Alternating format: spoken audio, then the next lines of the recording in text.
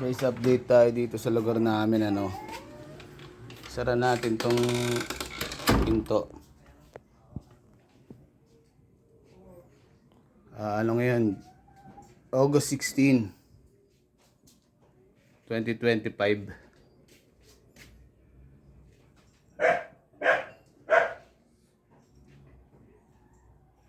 Talagang solid yung ingay ngayon, ano. Kanina nandun ako sa taas, talagang rinig na rinig ko, no. Anong oras na ba? 10:44, no, mag-alas 11 na ng umaga, no. So, alas 6 pa lang nagsimula na yan, ano. Yung ingay, guys. Solid na solid. Talagang pati singit mo tatamaan, eh.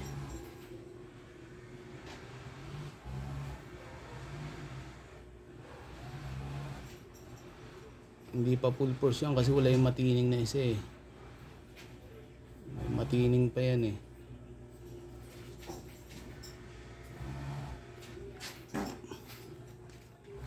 Ito tayo sa dulo, no.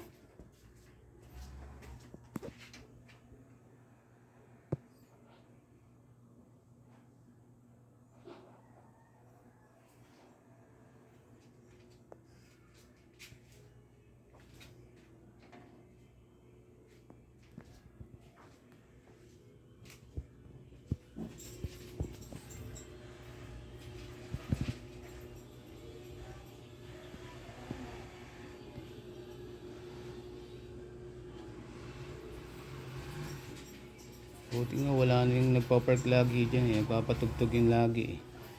Cellphone lang naman pero malakas yung cellphone.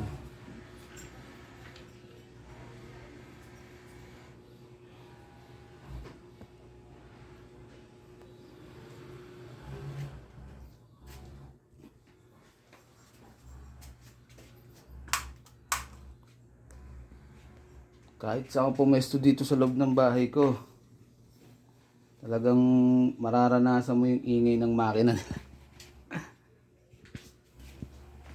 Kaya pag nanood kang TV, sara mo na lang yung pinto.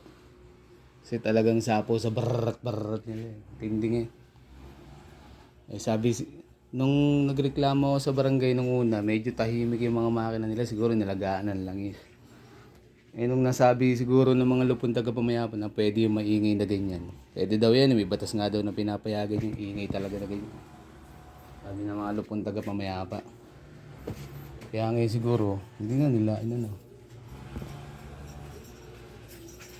sobrang ingay ng mga makina. Pag nandito kayo,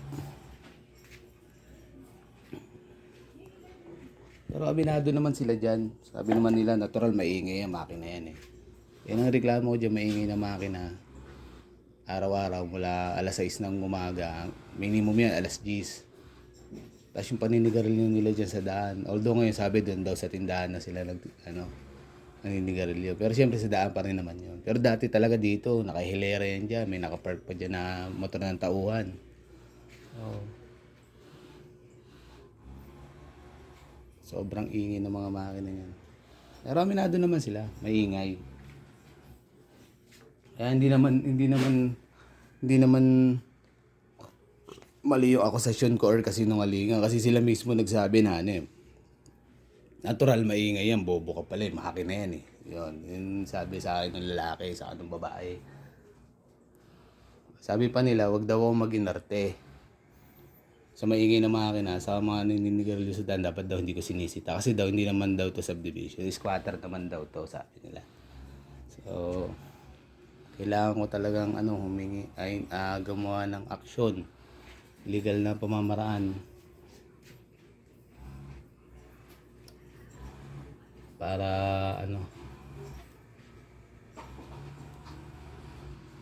ma-actionan yan kasi pagka hindi, wala naman alas 6 pa lang ng umaga maingay na, nakakompleto yung mga alas 8, pero alas 6 pa lang ng umaga may maingay ng makina.